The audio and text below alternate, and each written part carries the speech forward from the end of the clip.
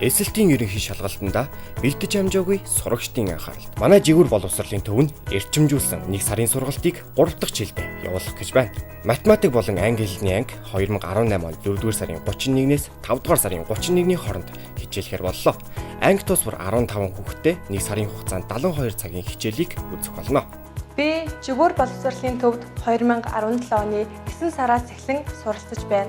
Энэ сургалтын төвийн англи хэлний хичээлийн дүрм, сонсгол, уншлах зэрэг чадваруудыг гүнзгийрүүлэн судалсандаа маш их баяртай байдаг. Тиймээс би эсэлтийн ерөнхий шалгалт өгөхөд айх айдасгүй бэлэн боллоо. Би 4 сарын өмнө жигүүр боловсролын төвийн физик анги сонгож суралцсан. Би энэ сургалтыг сонгохоос өмнө миний физикийн төвшин дунд чатанд байсан бол харин одоо гүнзгий төвчний бодлогуудыг төвөгөө бодож сурсан. Би багасаа эмч болох мөрөөдөлтэй байсан учраас жигүүр боловсролын төвийн хим биологийн хичээлийг сонгож суралцж байна. Манай сургалтын төвийн багш нар нь хүүхэд нэг бүртээ тулж ажиллан хичээлийг илүү үр дүнтэй заадгаараа бусад сургалтын төвөөс илүү даваа талтай. Би жигүүр боловсролын төвийн математик сургалтанд авсандаа баяртай байдаг. Учир нь би эсэлтийн ерөнхий шалгалтад авахд бэлэн боллоо. Одоо би эсэлтийн ерөнхий шалгалт өгөхдөө өөртөө илүү ихтэй байна. Жигүүр боловсролын төвдөө баярлалаа. Жигүүр боловсролын төвдөө баярлалаа. Ингээд та бүхнийг жигүүр боловсролын төвийг сонгохыг урьж байна.